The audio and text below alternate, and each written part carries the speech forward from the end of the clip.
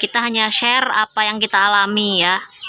Dimana pencegahannya sampai sekarang alhamdulillah ting batin jangan sampai kena aratan lagi ya.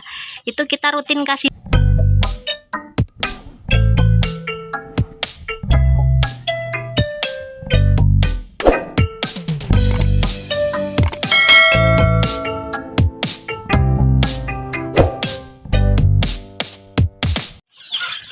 Oke, assalamualaikum warahmatullahi wabarakatuh. Selamat siang semuanya, sahabat peternak seluruh Indonesia. Salam sehat sejahtera ya buat kita semua. Oke, di kesempatan siang hari ini kita akan menjelaskan atau menjabarkan sesuai apa yang saya tahu ya tentang aratan, dimana aratan itu adalah penyakit atau momok yang sangat mengerikan bagi peternak pemula ataupun seluruh peternak Indonesia. Nah, di sini ya saya masih banyak belajar dan terus belajar, bukan bermaksud untuk menggurui ya, tapi di sini saya akan menjelaskan tentang aratan sesuai yang saya tahu. Nah, aratan ya.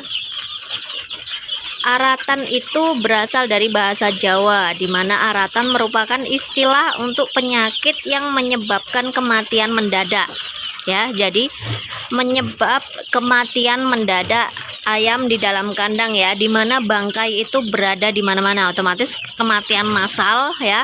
Itu otomatis bangkainya banyak dan itu berserakan gitu loh, makanya disebut dengan aratan. Jadi searat-arat itu yang disebut dengan aratan.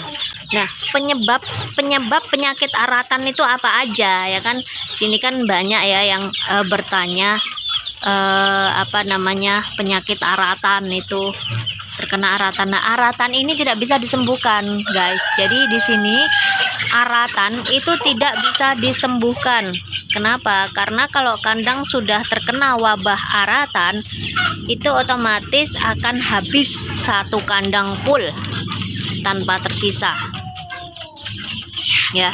Nah, jadi penyebabnya itu ada banyak sekali. Pertama itu pancaroba. Pancaroba itu tahu ya, pancaroba itu ketika cuaca itu tidak menentu, terlalu panas ataupun terlalu dingin. Jadi misalnya siang itu panas, malam hujan, itu bisa jadi, atau tiap siang itu hujan terus, sedangkan malam itu otomatis malamnya dingin.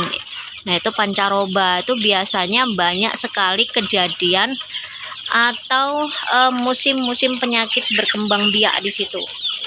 Nah, penyebab aratan itu selain pancaroba adalah virus ya, virus ND tetelo atau AI juga bisa. Tahu ya, virus H5N1 itu flu burung, itu bisa juga penyebabnya. Virus ND atau virus HI, AI.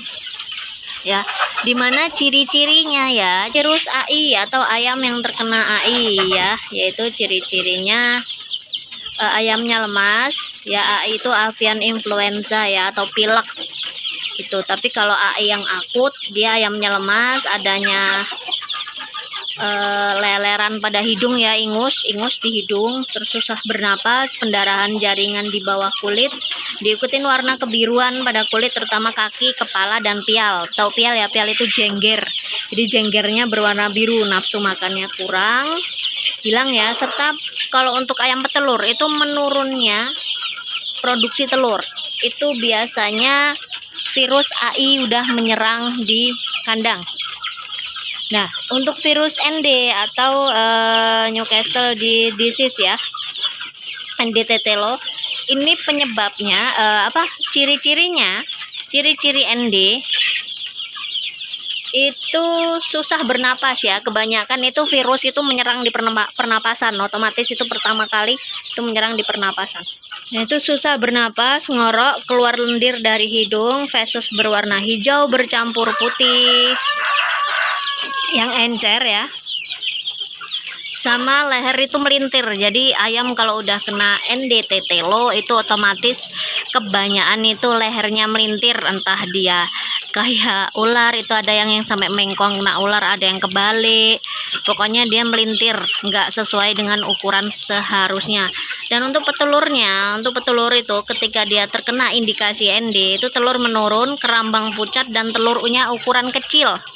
Produksi telurnya menurun ya, kerambangnya pucat, terus telurnya ukuran kecil. Nah, selain itu virus juga itu ada di kolera.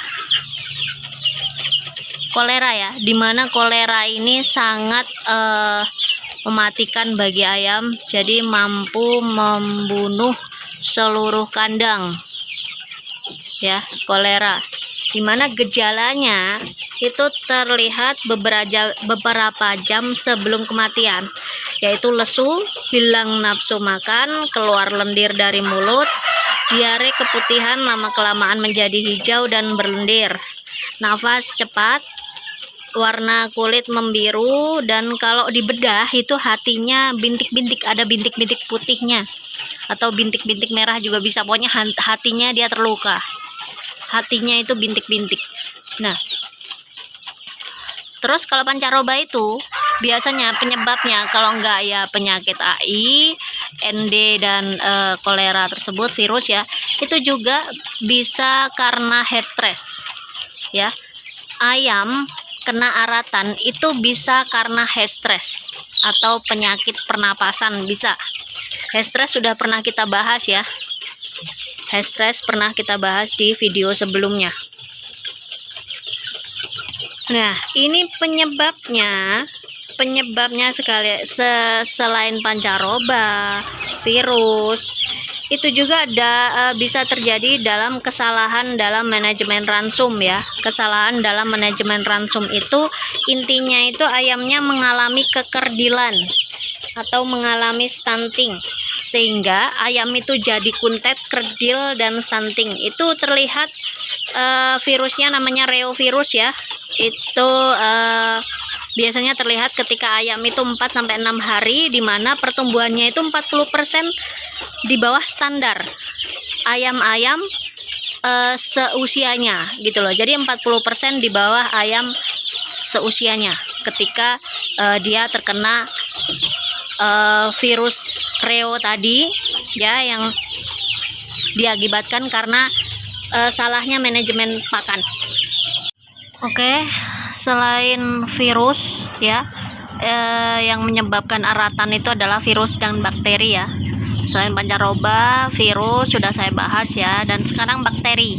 Jadi bakteri yang mampu mendatangkan aratan itu adalah bakteri koksidiosis ya, bakteri koksi atau bakteri yang menyebabkan ususnya itu terluka, intinya pencernaannya itu terganggu ya, sehingga dia mengeluarkan kotoran itu bercampur darah. Jadi dia koksi itu berak darah. Nah, di situ itu virus ya, virus masuk baik itu lewat udara, lewat makanan, ataupun lewat orang lain ya. Jadi misal pakai perantara dengan orang asing yang masuk di sini itu bisa.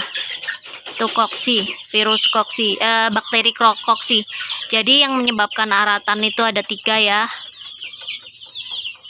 Pancaroba, yang lebih signifikan ada 4 ding, pancaroba, virus dan bakteri, terus manajemen pakan tadi ya. Itu koksi tahu ya, sudah pernah kita bahas koksi, dimana ada tumbuhan, salah satu tumbuhan yang mungkin sudah dilupakan oleh kita semua, orang-orang milenial ya, orang-orang modern, yaitu daun kenikir. Nah, daun kenikir itu mampu membunuh bakteri yang ada di usus yang menyebabkan koksi tadi itu. Nah, sedangkan ketika aratan itu sudah menyerang di kandang, itu otomatis harus habis dulu baru bisa kita lakukan pencegahan. Bisa juga sih untuk ayam yang terkena sakit ya, tapi untuk kemungkinan ketika kandang sudah terkena aratan, dia diobatin, itu kemungkinan ada yang sembuh, ada yang mati ya. Itu tergantung nasib kita.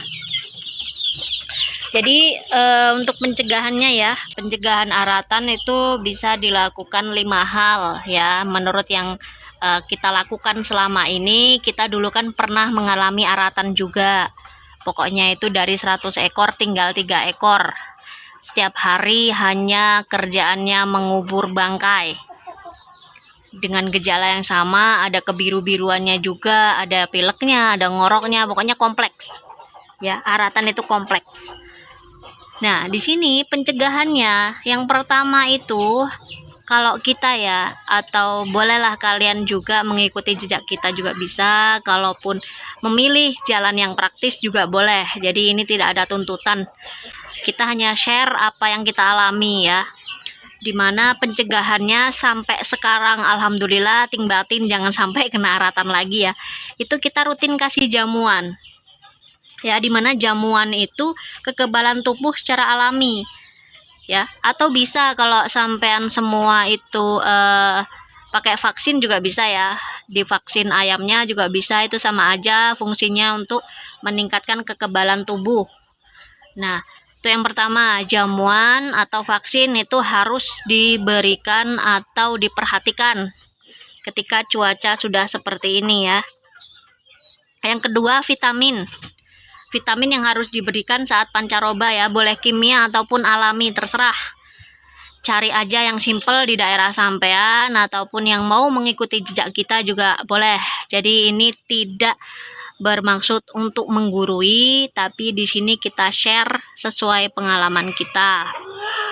Nah, vitaminnya apa aja? Kalau kita kan vitamin kita hanya pakai buah yang dari probiotik itu, probiotik dan bakteri kita pakai dari buah nanas, pepaya, sama pisang, hanya itu. Dimana buah-buahan itu juga bagus untuk ayam, dan hijau-hijauan itu juga banyak mengandung vitamin yang berfungsi untuk meningkatkan imun tubuh ayam.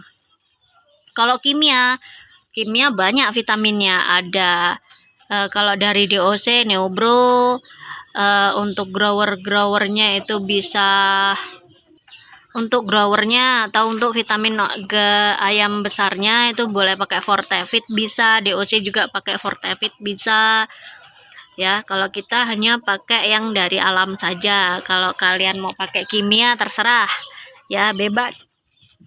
Jadi di sini bebas, intinya yang penting ayam sehat, ayam nggak kena penyakit, produksi telur lancar, ayam gemuk-gemuk, waktunya panen kita panen gitu. Intinya seperti itu. Ya. Terus yang ketiga, membatasi keluar masuknya hewan atau unggas asing ya, ataupun orang asing. Jadi gini, membatasi keluar masuknya hewan liar atau unggas liar seperti burung. Kan kalau flu burung itu kan biasanya yang membuat atau membawa virus H5N1 atau flu burung itu biasanya burung-burung liar ataupun ayam dari liar, ayam tetangga juga bisa, tidak menutup kemungkinan. Itu kita harus membatasi ayam-ayam kita untuk berkontak langsung dengan hewan asing ataupun orang asing. Nah, orang asingnya seperti apa? Misalnya di kandang tetangga kita itu ada yang mengalami aratan ya. Nah, ketika itu peternaknya masuk di kandang kita, boleh masuk, tapi setelah orangnya pergi kita semprot ya. Ayam itu kita semprot, pokoknya jangan sampai tidak kita semprot. Agar apa? Agar virus yang nempel atau berinang kepada orang asing tersebut, tetangga kita tersebut, ataupun orang siapapun lah orang asing masuk ke kita, itu tidak sampai menyebar ke ayam-ayam kita. Jadi sudah mati, sudah musnah duluan karena kita rajin semprotnya ya. Jadi kita harus membatasi keluar masuknya orang asing ya. Yang keempat, kebersihan itu harus dijaga. Kebersihan kandang ya, sanitasi sudah sering saya berikan, sudah sering saya contohkan, sanitasi kandang ya, biosecurity itu harus diperhatikan. Jangan sampai ya ketika musim hujan itu sudah pada turun atau musim panas sudah mulai berkeliaran, jangan sampai kita tenang-tenang saja dalam menghadapi situasi di dalam kandang. Karena apa? Yang mengetahui situasi di dalam kandangnya kita sendiri, peternaknya, bukan orang lain. Ya, kebersihan kandang harus dijaga, benar-benar dijaga, jangan sampai lembab ataupun kena hujan boleh. Ini habis kita semprot ya. Nih, habis kita semprot karena hujan, sudah tiap hari hujan. Ini kebetulan ada matahari meskipun sedikit, langsung kita semprot. Kita semprot sementara ini badak dicampur pastak ya. Kita baru mengembangkan BVR ya, itu dari Om Renan juga, jadi kita belum bisa bicara manfaat BVR karena kita masih kembangkan, belum kita pakai. Nanti kalau sudah kita pakai untuk menyemprot kandang atau untuk disinfektan kandang, itu kita akan share ke sampean-sampean semua. Kita share apa manfaat BVR-nya dan kegunaannya serta cara buatnya, nanti kita share. Sementara ini kita kembangkan dulu, belum kita pakai, jadi kita belum tahu fungsinya apa ya. Balik lagi ke topik ya, kebersihan harus dijaga tadi. Jadi jangan sampai kandang kita itu terlalu kotor boleh ya, tapi sesekali aja, habis itu bersihkan. Nah, yang kelima ini ya, nih yang kelima ini adalah ilmu turun temurun orang zaman dulu ya, yang khasiatnya atau manfaatnya itu sangat luar biasa bagi kita yang hidup di era modern seperti sekarang ya. Mungkin ini di sebagian orang zaman sekarang, apa sih pengasapan gitu loh, emang ayamnya nggak plepeken, ayamnya nggak sesak napas dan lain sebagainya. Jadi ini setelah saya mengalami wabah ya, saya perbaiki dari semua sanitasi, biosecurity, fumigasi ya. Itu seperti ini fumigasi ya. Itu dari kulit gergaji. Itu fumigasi. Itu manfaatnya sangat luar biasa. Jadi fungsi fumigasi sudah saya jelaskan ya di video-video sebelumnya, tinggal sampean cek, tinggal sampean putar ulang dulu. Kita sama-sama belajar di sini ya. Jadi fumigasi ini simple, sederhana, sama sekali tidak mewah, tapi fungsinya luar biasa ya. Jadi ayam itu atau fungsi asapnya ini mampu mensterilkan kandang secara alami.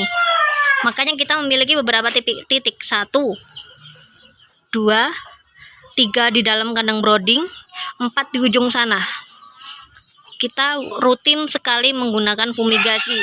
Selain dia mampu mengusir serangga ya, serangga seperti nyamuk, lalat juga bisa. Namun sekarang ini perkembangan lalat sangat luar biasa ya. Musim-musim hujan ini musim berkembangnya lalat sangat luar biasa. Rajin-rajin aja kita ngeluarin atau bersihkan kotorannya agar lalat tidak sampai bertelur di situ